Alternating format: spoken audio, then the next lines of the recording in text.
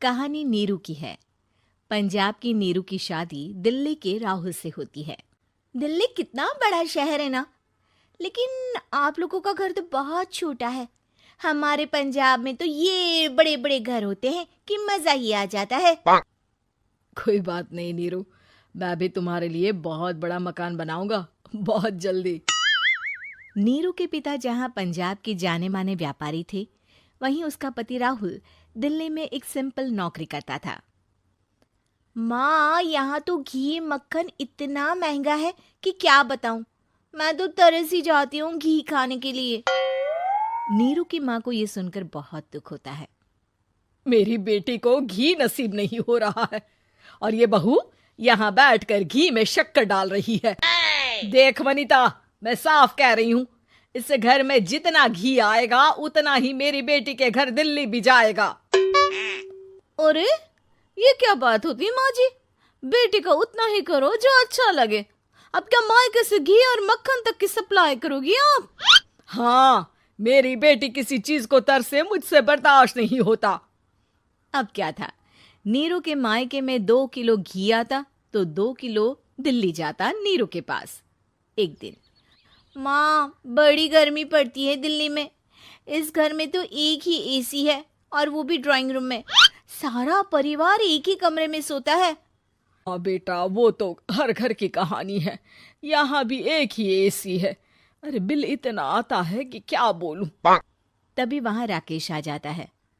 माँ, थोड़ी देर में यहाँ कुछ प्लम्बर आएंगे मेरे कमरे में एसी लगाने। जरा ध्यान से लगवा देना ना माँ। ओए, ऐसे कैसे तेरे कमरे में एसी लगेगा? हाँ राकेश, एक बार बात तो कर लेता।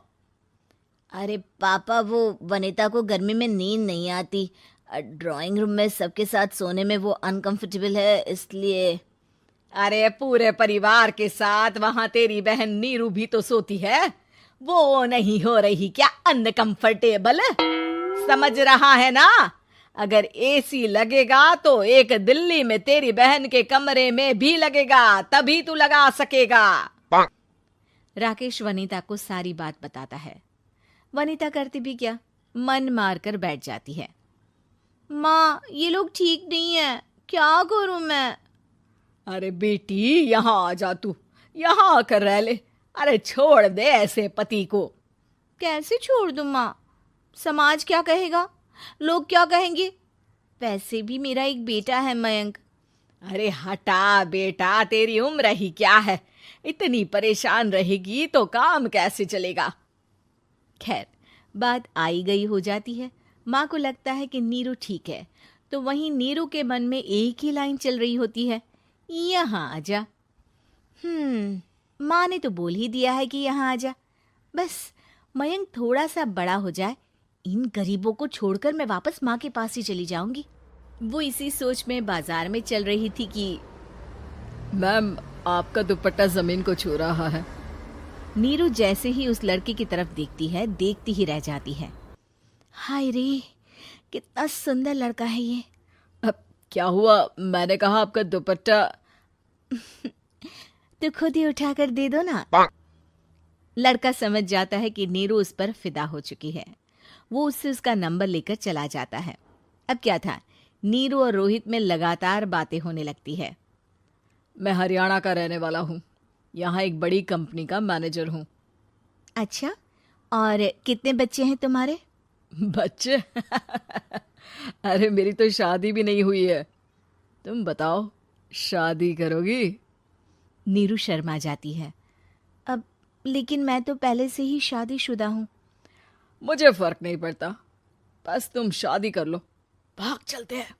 बहुत पैसे वाला हूं मैं, हमेशा खुश रखूंगा तुम्हें। नीरू रोहित से मिलकर सारा प्लान बना लेती है और फिर एक दिन घर से भाग जाती है। दोनों शादी कर लेते हैं। शादी के बाद, क्या बात है नीरू, तुम्हें परेशान सा देखता हूँ, सब ठीक तो है ना? हाँ, सब ठीक है।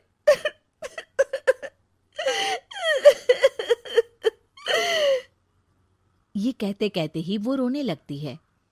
अरे क्या हो गया, रो क्यों रही हो? मैंने तुमसे एक बात छुपाई है और वही बात अब मुझे परेशान कर रही है। रोहित, मेरा एक बेटा भी है, उसका नाम मयंक है। क्या बात कर रही हो? ये तुमने मुझे पहले क्यों नहीं बताया? देखो नीरू, मेरी माँ को मैंने ये नहीं बताया है कि तुम शादीशुदा हो। बच्चा मैं मैनेज नहीं कर पाऊंगा। नीरू को समझ में नहीं आता कि वो क्या करे। तुम उस बच्चे को अपनी माँ को क्यों नहीं दे देती? नीरू चुपके से माँ को फोन करती है। माँ, क्या मयंक को तुम रख सकती हो? बेटा, मैं राकेश के साथ बात करती हूँ। आखिर घर का बेटा वही है, जो वो बोलेगा।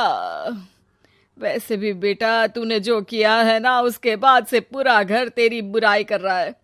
मैं भी अब किसी से तेरे लिए लड़ नहीं सकती। राकेश बेटा, नीरू ने तो जो किया बहुत ही बुरा किया, लेकिन मैं सोच रही थी कि क्यों ना मयंक को हम यहाँ ले आए। तभी वनीता बोल पड़ती है। वाह जी, ऐसे कैसे यहाँ ले आए? यहाँ क्या भंडारा भरा है? और जिस बच्चे की माँ ने नहीं सोचा, उसके लिए हम क्यों सोचे? नीरू को एक बार तो अपने बच्चे के बारे में सोचना चाहिए था ना। अरे लेकिन तेरे पास भी तो लड़का नहीं है ना वनीता। माँ, वनीता ठीक बोल रही है। कल को वो बड़ा होकर इसी घर का हिस्सा मांगेगा तो हम क्या करेंगे? माँ कहती भी तो क्या, वो चुप रह जाती है। वहीं नीरू का पहला पति कहता है। माँ, अगर आज भी वो वापस आ जाए तो मैं उसे माफ कर दूंगा। बेटा, गरीबी चीज ही ऐसी है, क्या करेगा? तू तो अब मयंक का सोच। वो बेचारा तो बिना माँ का हो गया। मयंक के खातिर तू दूसरी शादी कर ले बेटा। लोगों के लाख समझाने के बाद नीरू के पहले पति की शादी रिद्धि से हो जाती है, जिसके पहले पति से 2 बच्चे होते हैं। देखो जी, मैंने शादी सिर्फ बच्चे के खातिर की है। मैंने भी शादी सिर्फ बच्चों के खातिर की है। वहीं नीरू के दूसरे पति के मन में ये बात घर कर जाती है कि नीरू एक मासूम बच्चे को उसके खातिर छोड़ कर आई है।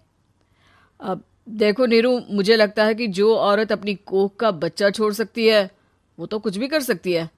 कल को तुम्हें मुझसे अच्छा कोई मिल गया तो तुम तो मुझे भी बाय बाय कर दोगी ना। नीरू को अब उसका दूसरा पति ताने देना शुरू कर देता है।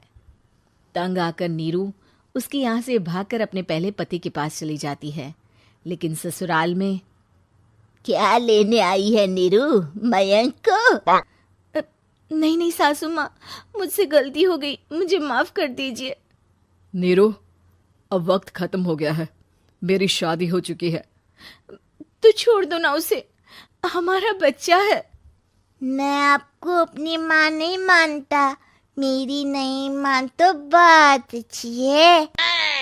नीरू मयंक की बात सुनकर समझ जाती है कि उसके पास अब ना आसमान रहा ना ही समय।